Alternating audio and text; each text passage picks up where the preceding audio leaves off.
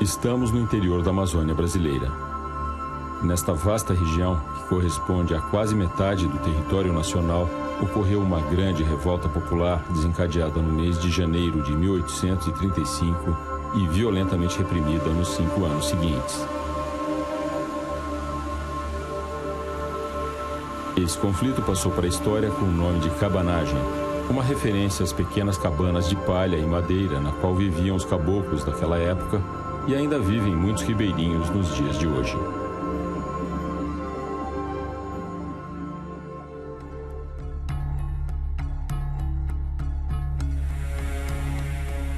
Os livros didáticos de história do Brasil faziam poucas referências à cabanagem. Na historiografia tradicional, esse tema quase não era abordado. Quando eu era menino, na escola, o tema cabanagem era muito pequeno. Não sei se que era o contexto da ditadura militar, né? Que também falar de uma revolução, né? Que aconteceu e que o povo ganhou, né? E tomou o poder e governou durante algum tempo. Talvez fosse um tabu e etc. Né? Eu fiz o curso normal imediatamente depois do golpe militar de 64. Foi governar o Amazonas um grande historiador da Amazônia, que é o Arthur César Ferreira Reis, que é um grande historiador no sentido que tem uma produção vasta e que nos ajuda. Não dá para fazer história da Amazônia sem ele, mas só com ele também não dá, porque a visão dele é a visão do colonizador, do português. E ele, como governador, adotou uma política de livro didático, de imprimir livro didático. E no livro, os cabanos são apresentados como assassinos, como ralé, como bárbaros, como sanguinários, como violentos.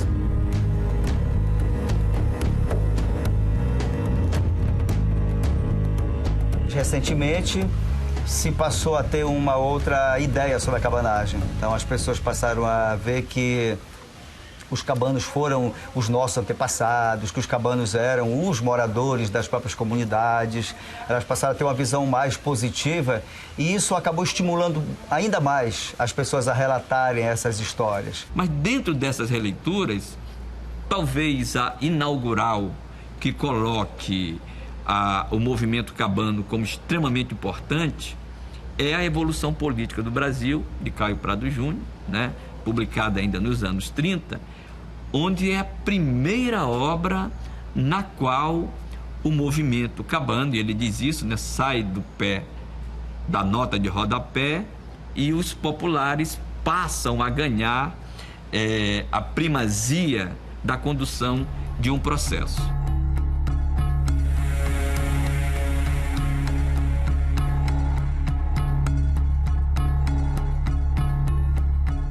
Para compreender a revolta dos cabanos, devemos recuar no tempo e conhecer a forma específica assumida pela dominação colonial portuguesa na Amazônia.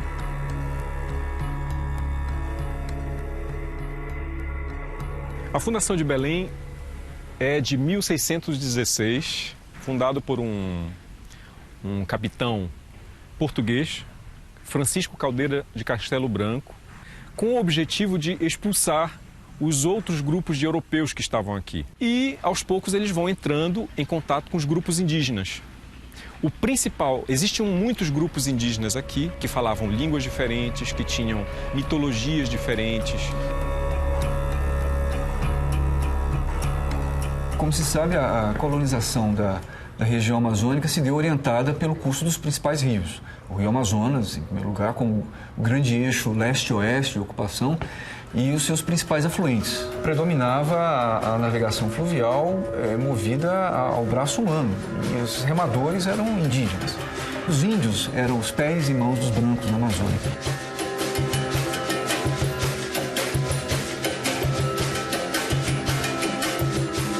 A Amazônia tinha um quadro muito diversificado de línguas, né? Mais de 700 línguas, só na área da Amazônia brasileira. E se instituiu, então, uma língua de comunicação interétnica, que foi a língua geral, que ficou conhecida no século XIX como Nheengatu, a fala boa. Não é? Essa língua era a língua hegemônica em toda a Amazônia. Ela era falada por índios de diferentes filiações linguísticas, por portugueses, por negros, por mestiços. Era a língua de comunicação interna na Amazônia. E esta língua, ela é ainda bastante falada no Alto Rio Negro. Na minha região mesmo, ela é bastante utilizada pelos caboclos, que se auto-identificam como barés, mesmo sem ter certeza de pertencimento a esta etnia. E hoje, aproximadamente, umas 30 mil pessoas devem falar o Iengatu na região do Médio e Alto Rio Negro. É a língua da cabanagem, é a língua dos cabanos. Sem Iengatu não teria havido cabanagem.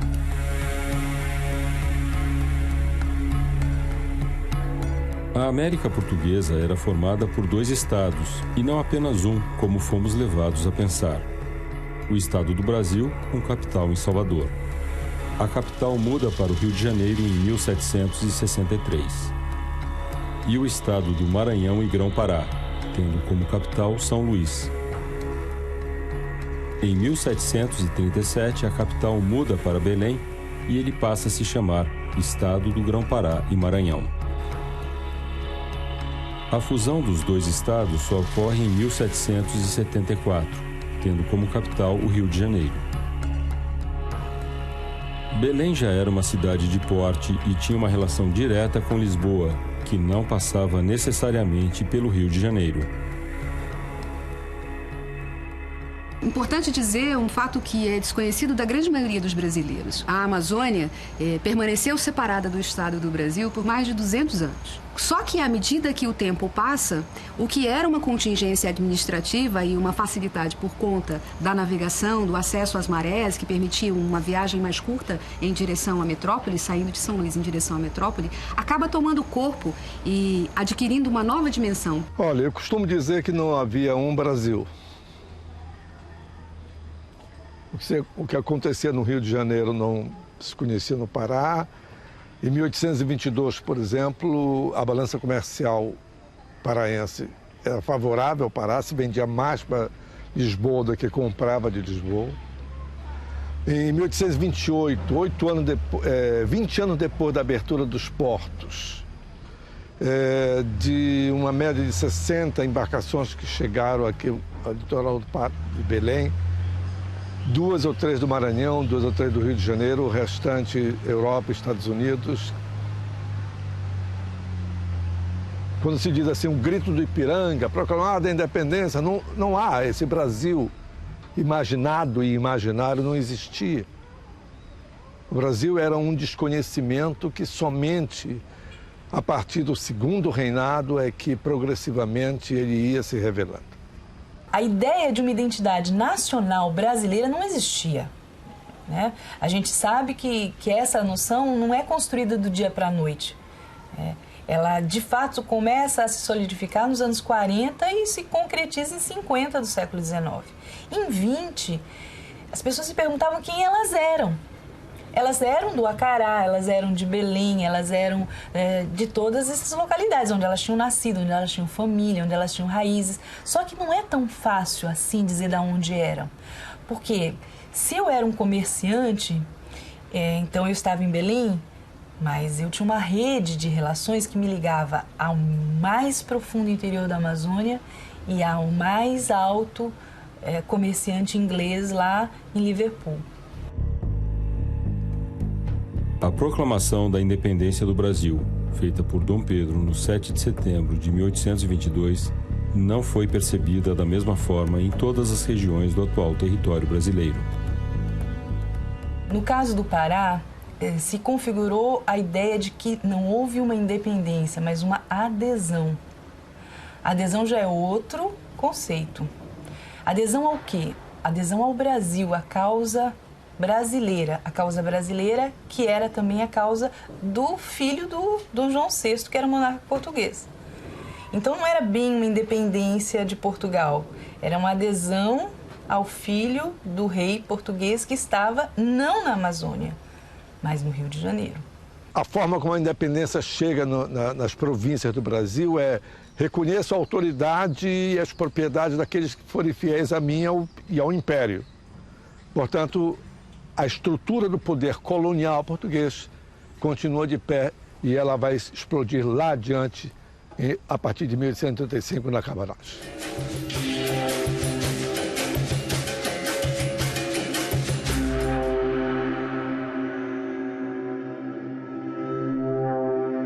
Uma visão geral da Amazônia antes da cabanagem, 10, 20, 30 anos antes da cabanagem, até mesmo já no final do século XIX, é uma região que o envolvimento popular através da rebelião, não é cotidiano e tenta, num certo sentido, estabelecer uma outra mediação para as relações de poder que ali se colocam. Santarém, na época, tinha 2 bairros, principalmente. O bairro dos Brancos, que era o bairro onde estava a catedral, toda a parte dos militares, e o bairro dos indígenas, dos tapuios.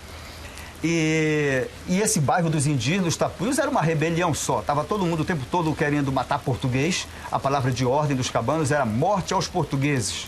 Morte aos portugueses e aos maçons, que em geral eram portugueses e ricos também, né? Para entender esse contexto paraense no plano das ideias, é preciso conhecer alguns personagens que protagonizaram esse processo em Belém do Pará, entre eles o jornalista Felipe Patroni e o cônego Batista Campos. O Felipe Patroni é o marco, porque em 1821 ele conseguiu trazer para Belém uma tipografia e iniciar o primeiro jornal do Pará, que é o Paraense, em 1821. Ele foi alguém que trouxe a imprensa nos anos 20 e brigou para que o Pará se ligasse não à corte no Rio, mas se ligasse a Portugal liberal, da Revolução do Porto de 1820. Ele põe o jornal para circular, defendendo a liberdade de imprensa, defendendo o constitucionalismo português, combatendo o arbítrio militar dos quartéis, combatendo o autoritarismo do poder militar,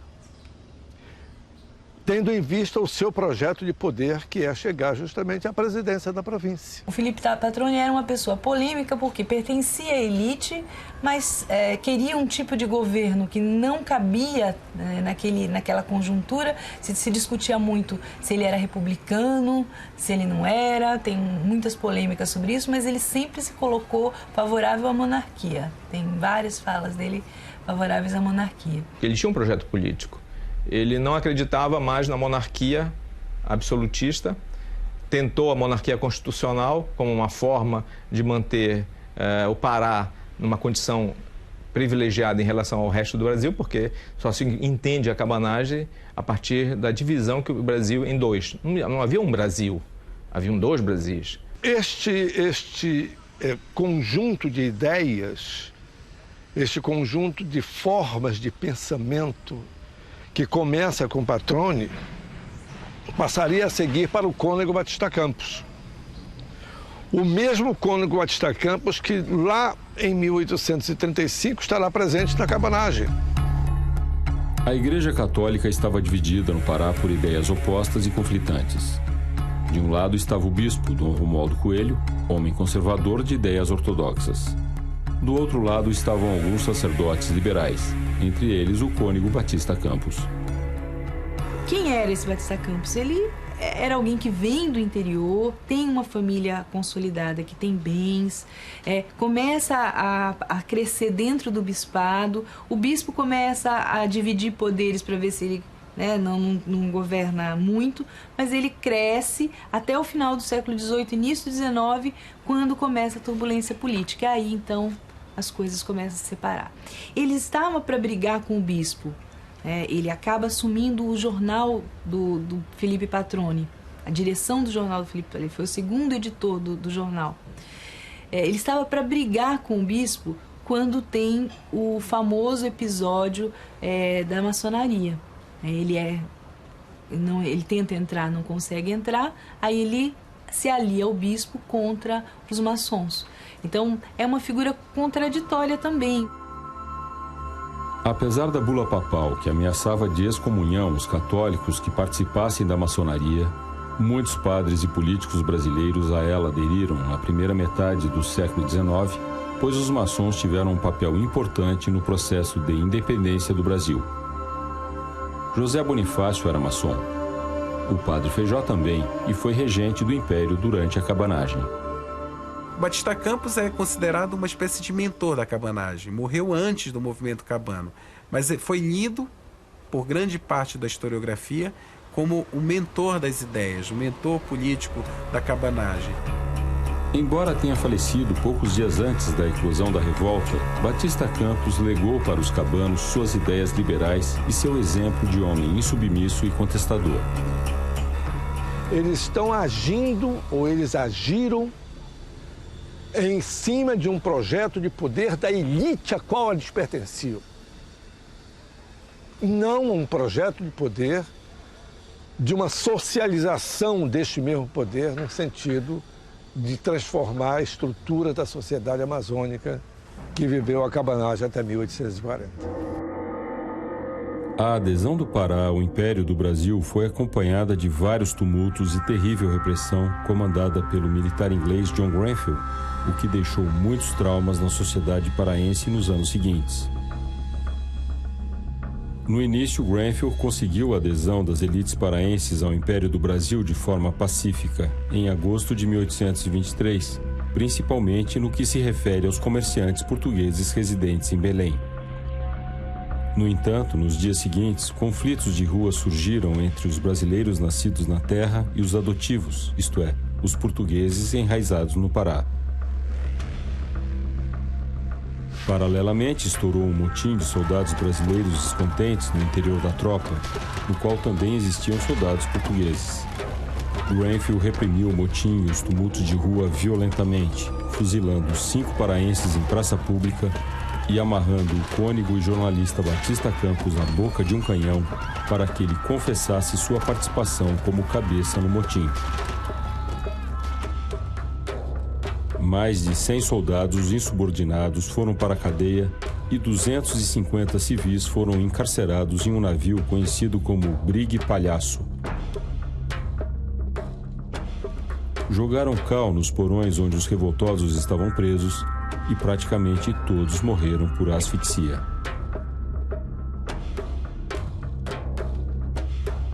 E essa morte foi muito polêmica e foi atribuída, especialmente pela população mais pobre, pelos soldados e tal, a um inglês.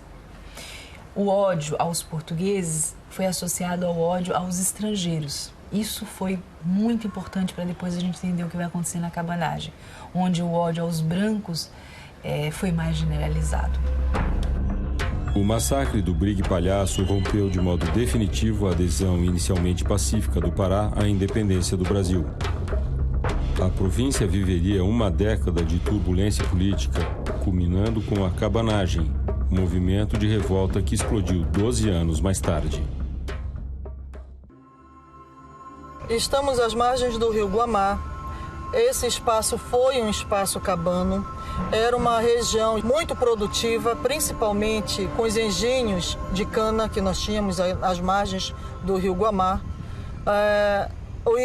Durante a cabanagem, cada fazenda aqui foi caindo quase que em sequência sob o poder dos cabanos. Era uma região que tinha muita incidência do trabalho escravo. A entrada de escravos africanos no Grão-Pará, no antigo estado do Grão-Pará e Maranhão, foi relativamente tardia, se considerarmos o restante da América Portuguesa, né? Os principais centros de produção para exportação. Só na segunda metade do século XVIII é que passaram a entrar em escala maior os escravos africanos.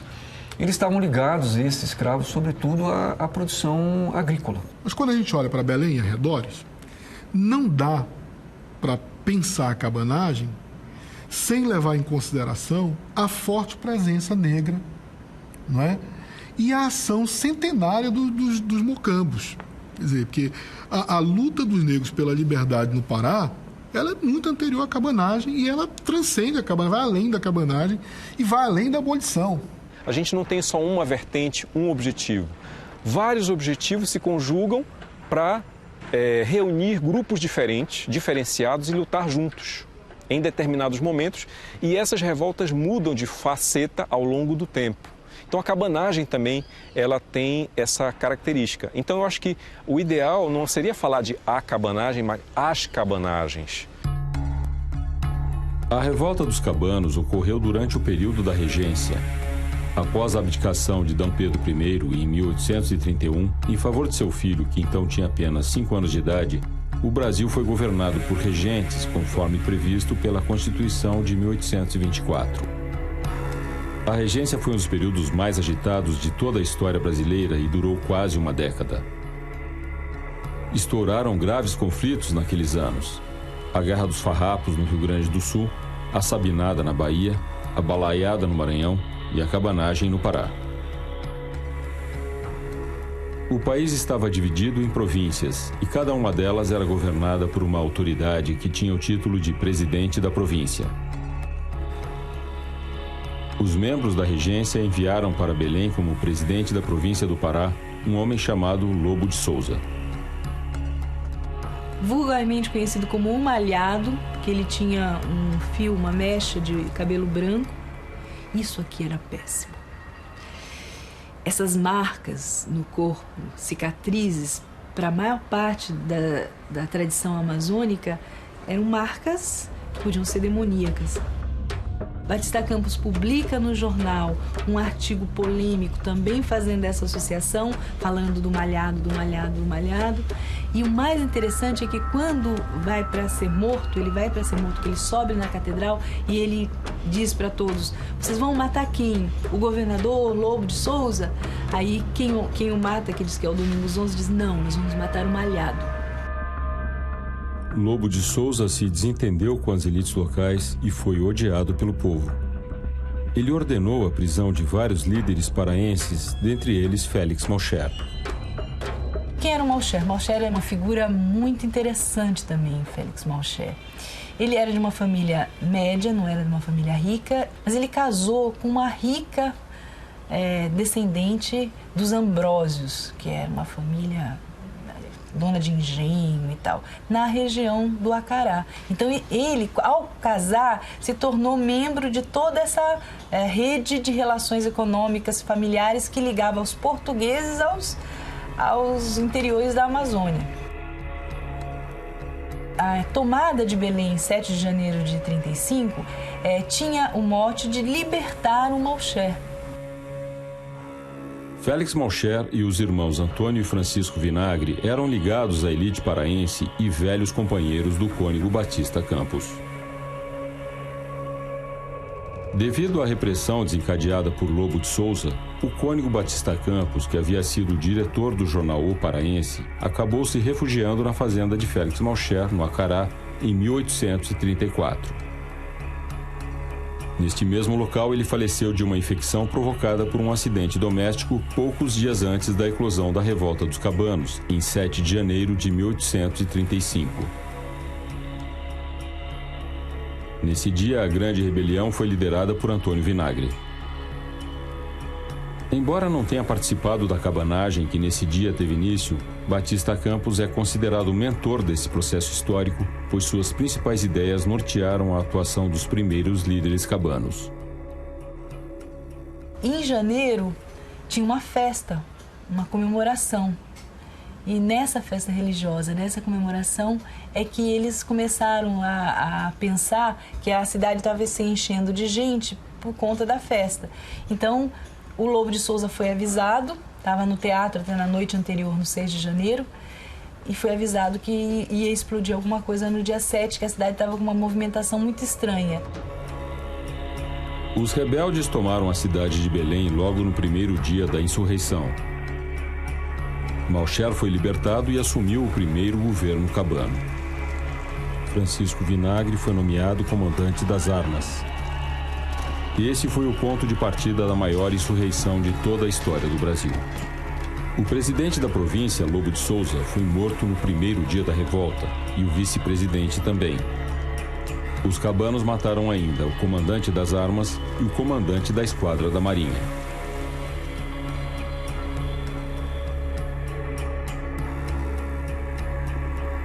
Seus corpos foram arrastados pelas ruas da cidade. Foram necessárias várias horas para que Félix Malcher e seus aliados conseguissem controlar a multidão e entregar os corpos aos parentes para que pudessem ser enterrados.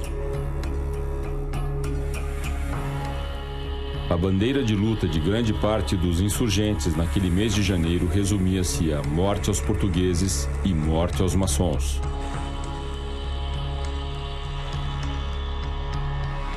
Devido a campanhas que a igreja sempre fizera contra eles, os maçons eram considerados, na mentalidade popular, homens que contrariavam as leis divinas, impedindo que a justiça chegasse até as populações mais exploradas. Os portugueses simbolizavam todo um passado de exploração colonial e subjugação social. O Brasil estava separado de Portugal, mas uma parte considerável do grande comércio continuou nas mãos de portugueses durante muitos anos. Por isso foram frequentes os conflitos entre brasileiros e lusos durante o reinado de Dom Pedro I e a regência. E quando, em 7 de janeiro, o Malcher realmente é salvo e é aclamado pelo povo, olha, ele é o novo governador nosso, ele não previu, por exemplo, que tivessem que matar o governador, o vice-governador. E realmente vários indícios mostram que ele sentiu isso, que não tinha sido planejado essas mortes. O que deveria ter sido feito é colocado eles no navio e mandado embora. A morte criou uma situação muito mais complicada politicamente. E a partir daí, então, as coisas foram se agravando. A revolta não terminou com a morte de Lobo de Souza e a aclamação de Félix Malcher. Pelo contrário, a luta estava apenas começando. Malcher tomou algumas medidas que descontentaram os cabanos. Ordenou que os insurgentes devolvessem as armas que tinham sido expropriadas do quartel, mas os cabanos resistiram quando tentaram desarmá-los. Também pregou o retorno ao trabalho e às ferramentas agrícolas, mas a massa revoltada encarava isso como uma continuidade em sua condição social. Entre os negros escravizados, essa resistência era ainda maior. O que você vai encontrar no Pará, na figura de um Félix Clemente Malcher, que está ligado desde a época do Paraense, de um Batista Campos, que foi redator do Paraense a partir do número 7 do jornal, dos irmãos Vinagre, do Eduardo Angelim, do Ângelo Custódio. São homens que herdaram este passivo colonial e não produziram, a não ser ao seu interesse, as lutas pelo domínio político local. O Malcher tinha uma característica de ter entrado na Revolução Cabana e levado junto com ele os seus próprios escravos, sem deixar de ser escravos. Naturalmente que tinha muitas limitações ideológicas para, digamos, fazer avançar a Revolução. E fraquejou. E exatamente por começar a negar algumas bandeiras que estavam muito presentes naquele fervor revolucionário, acabou sendo deposto, né? O que ocorre na hora que a gente tenta entender o que foi a briga interna deles, é que ele foi aclamado, logo depois ele começou a fazer uma série de coisas que desagradaram essas lideranças médias e mais populares, e aí então todo mundo dizia assim: mas quem é você para fazer isso? Você foi aclamado por nós mesmos. Você não foi nomeado, você não veio de cima, o seu poder. Você é um de nós. Então, é essa fala do Vinagre o tempo todo para o Malcher, né? Se você foi aclamado, você não pode dizer que você manda em todo mundo e, portanto, você pode fazer o que você quiser. Seu poder não é absoluto. Seu poder emana do povo.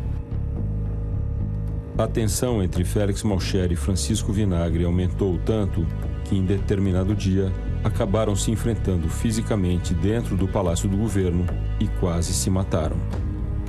Malcher resolveu demitir Francisco Vinagre do posto de comandante das armas. Isso gerou um enorme conflito de rua, com partidários de ambos os lados quase iniciando uma luta armada. Malcher ordenou ainda a prisão de Eduardo Angelim, líder popular e carismático. Teve início, então, um violento enfrentamento entre os dois blocos cabanos. o Malcher foge, fica para um navio em frente a Belém. Os seus aliados mais próximos vão embora junto com ele, mas a maioria fica junto com o Francisco Vinagre, apoia o Vinagre. Então, o Vinagre mandou o Angelim ir até o navio para negociar uma rendição, né, um acordo do Malcher. E ele foi, ninguém sabe muito bem como aconteceu o assassinato, mas na saída do Malcher do navio, ele foi morto. Alguns dizem que era a mando do Vinagre, outros dizem que eram já radicais. O Angelim tem essa versão, de que foram homens radicais que estavam fora do controle do Vinagre que fizeram esse assassinato. O primeiro governo cabano dura 40 dias. Francisco Vinagre assume o segundo governo cabano e reconhece o poder da regência. Governou 6 meses, sempre lembrando que estava à espera de ordens do Império. Acabou deixando o governo quando chegou um emissário que veio do Rio de Janeiro. Foi feita uma eleição na Assembleia Provincial. Os partidários de Francisco Vinagre apoiavam o nome do padre Jerônimo Pimentel. Mas quem foi eleito por poucos votos de diferença foi Ângelo Custódio. Surgiu assim um novo impasse, pois Custódio era do interior do Pará, da cidade de Cametá, reduto da resistência anticabana. O Ângelo Custódio ganha, e aí vem a notícia de que ele vai sair de Cametá e vem para cá para assumir. Mas ficou poucos dias no poder. Ele assumiu e logo em seguida ele viu que ele tinha que mandar prender o Vinagre, porque não ia dar para governar junto com o Vinagre solto. Ele manda prender o Vinagre e o Vinagre, então, tem um motivo para fazer a segunda tomada de Belém. O governo cabano de Francisco Vinagre durou 6 meses. Com sua prisão, a massa cabana retomou o combate numa luta e mortandade sem precedentes. No dia 14 de agosto de 1835, sob comando de Antônio Vinagre, irmão de Francisco, milhares de combatentes cabanos invadiram e ocuparam um grande depósito de armas chamado Trem de Guerra, localizado no Largo das Mercês.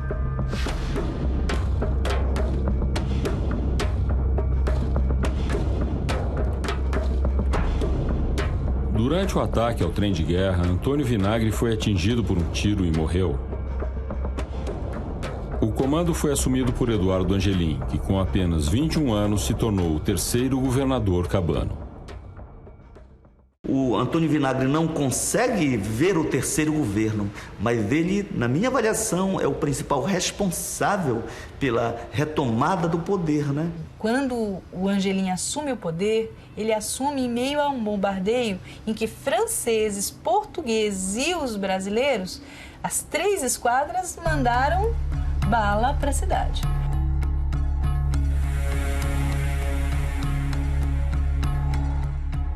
Os 3 governadores cabanos faziam parte dos grupos dominantes da sociedade paraense e por isso sempre tiveram dificuldades em comandar suas bases revolucionárias.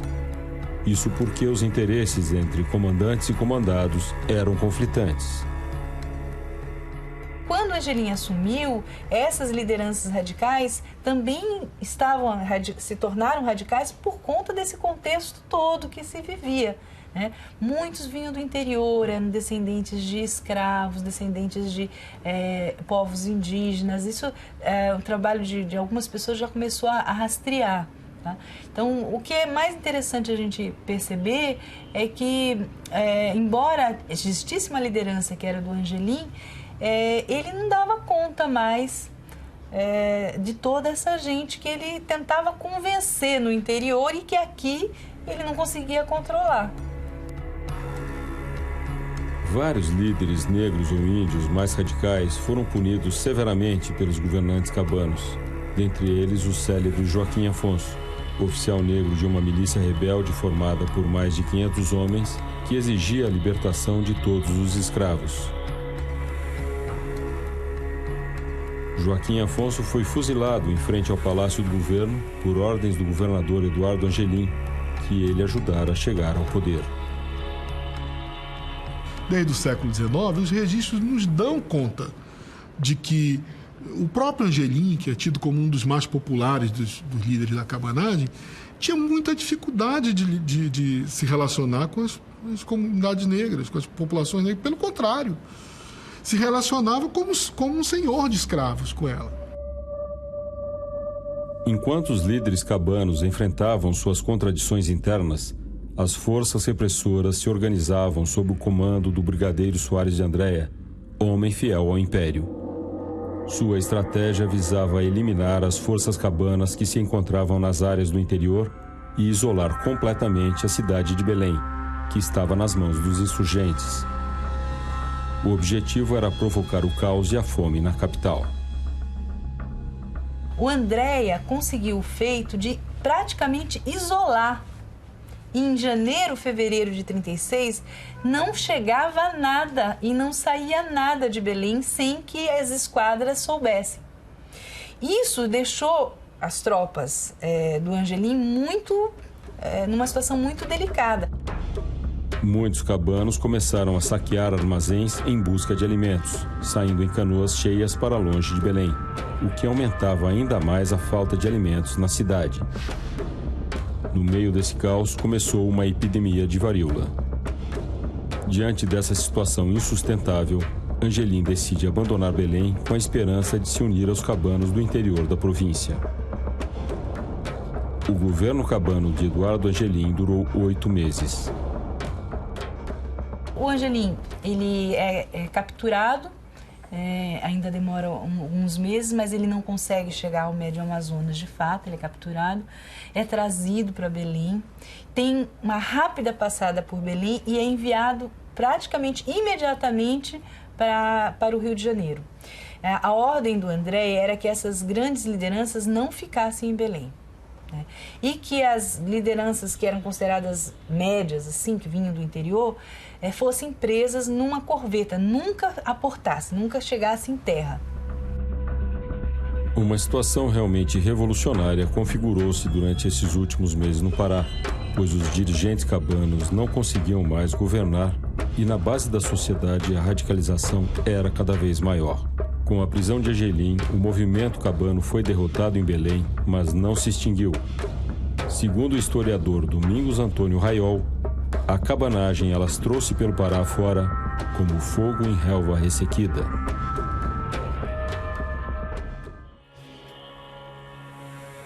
O brigadeiro Soares de Andréa ocupou Belém e tornou-se o novo presidente da província do Pará.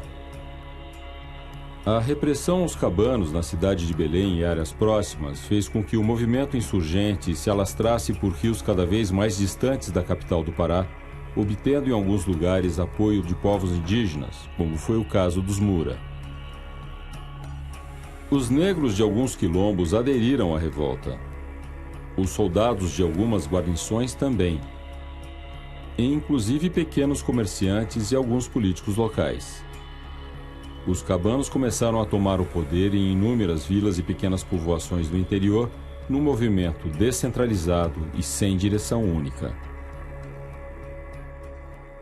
A cabanagem não pode ser reduzida apenas a uma luta de índios contra os brancos, porque diferentes dimensões das lutas intestinas, das lutas internas que estavam presentes e que dão a cara da região, elas também aparecem na cabanagem de muitas maneiras. O caso Mura-Munduruku é um exemplo clássico, né? Se os Mura dizem, se os Munduruku apoiavam os legalistas, os cabanos eram a opção política natural dos Mura, porque onde está Munduruku não está Mura.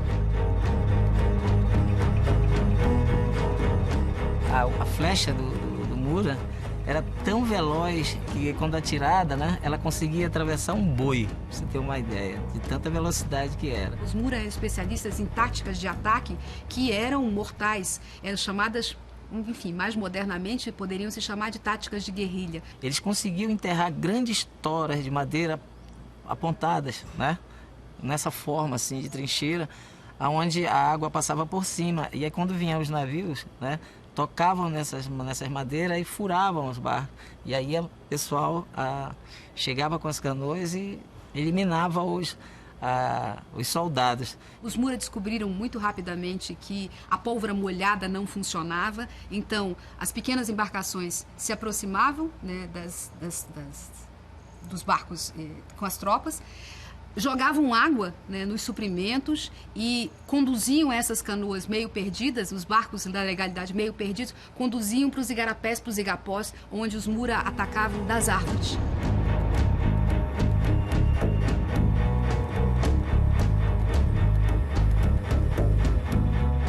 A grande massa dos cabanos era composta de tapuios. Quem eram os tapuios? Os tapuios eram indígenas que eram catequizados, eram escravizados nas fazendas, trabalhavam nas cidades de Santarém, Óbidos, Aveiro. E quando eclodiu a cabanagem, os tapuios viram a grande chance deles mudarem a história, deles se libertarem, se vingando e mudando a estrutura da sociedade. Na ilha do Marajó e em terras do atual estado do Amapá, ocorreram violentos conflitos. Santarém foi ocupada pelos cabanos.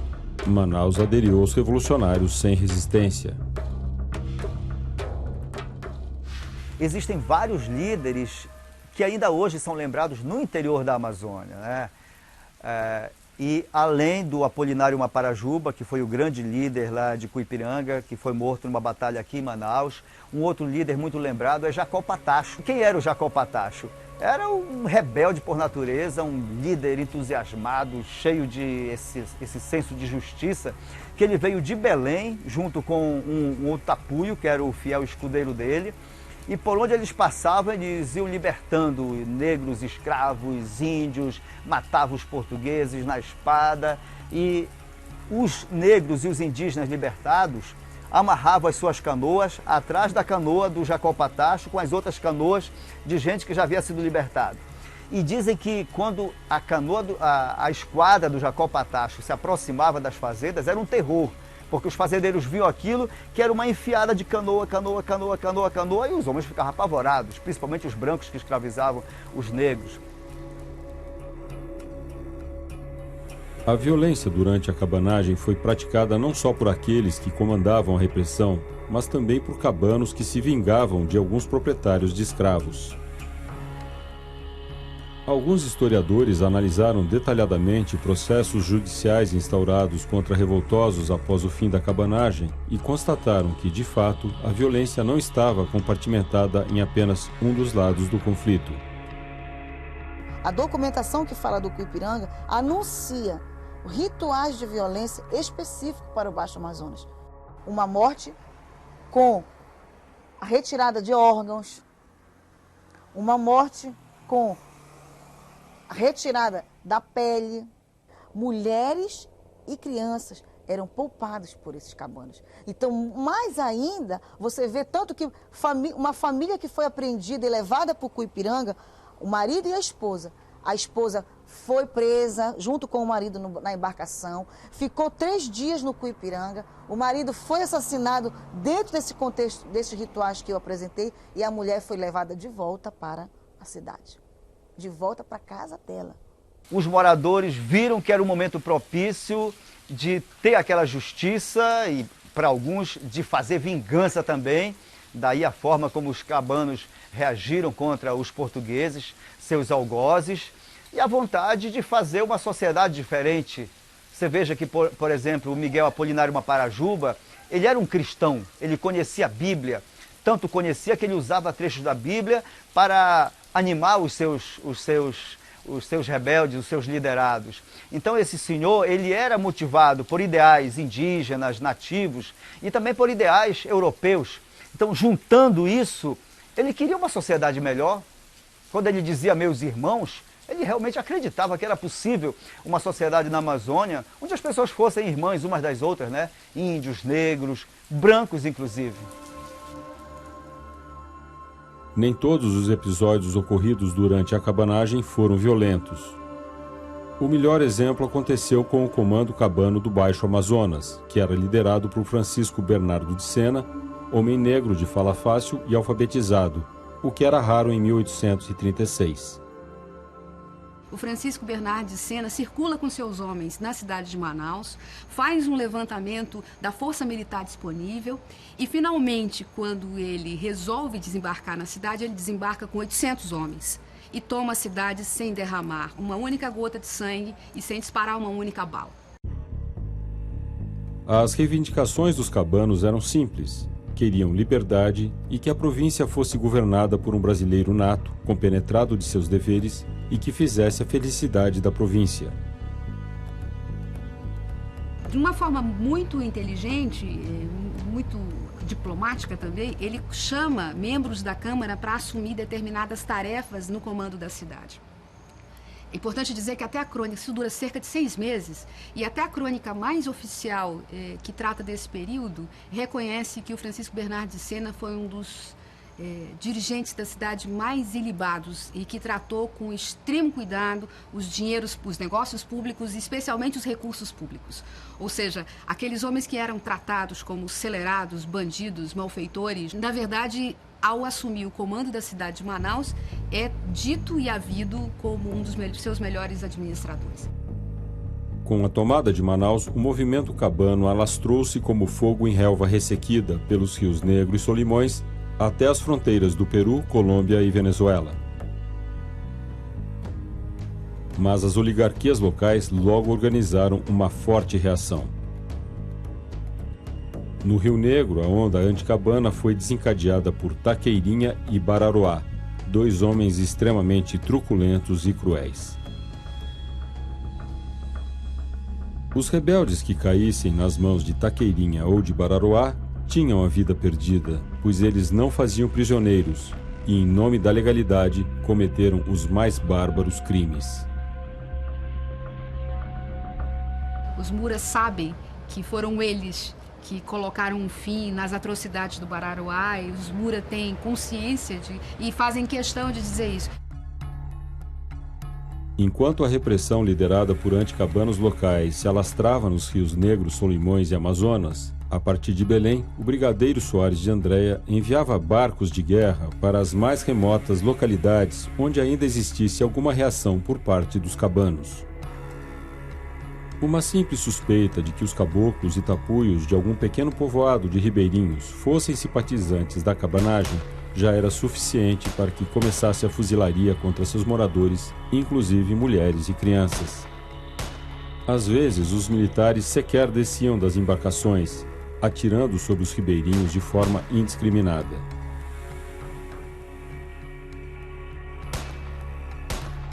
A maior parte das 40 mil vítimas da cabanagem morreu assim, e não em combate. Foi uma mortandade jamais vista em toda a história do Brasil.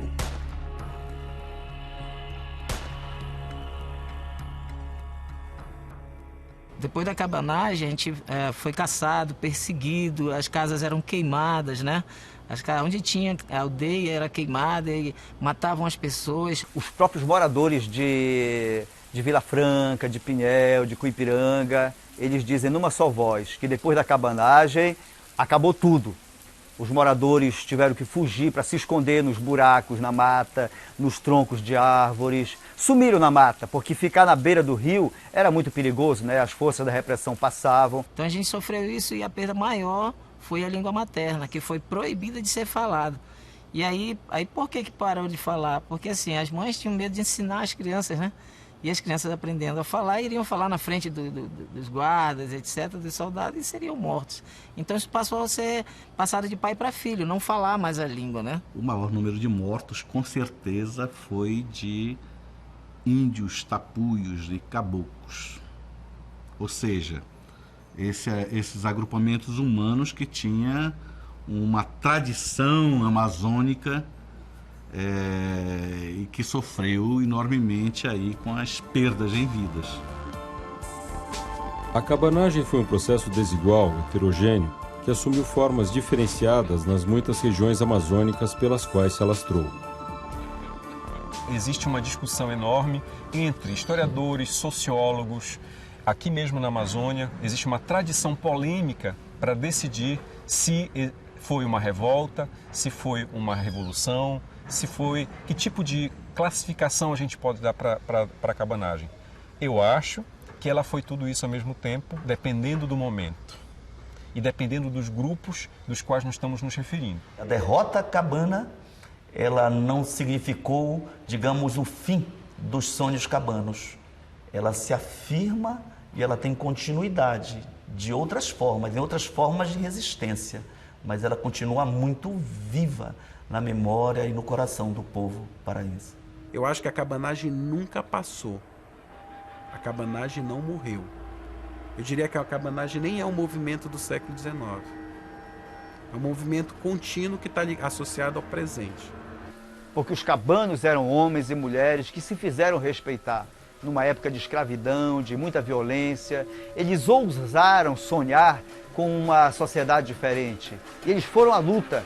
Eles sabiam que a morte era algo que poderia acontecer, e aconteceu para a maioria deles, e mesmo assim eles não recuaram.